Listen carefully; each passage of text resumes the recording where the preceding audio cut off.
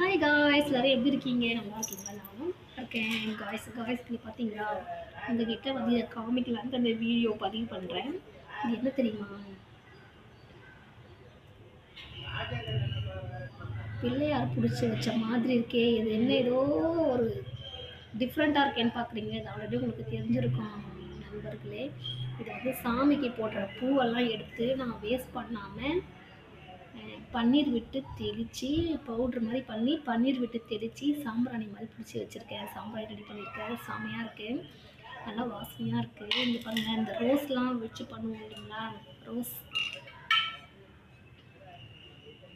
Rose சாமந்தி பாருங்கள், நல்லா வாசனையாக இருக்குது.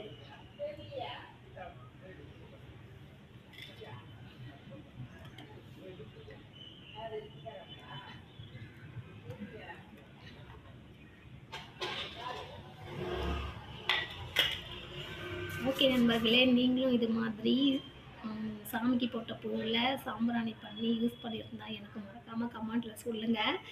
நீங்கள் செய்யாமல் இருந்திருந்தாலும் பரவாயில்ல, எனக்கு கமெண்ட்டில் சொல்லுங்கள். ஓகேவா? ஓகே, பாய் நண்பர்களே. பார்த்து பத்திரமா இருங்க. ஓகேவா? பாய்.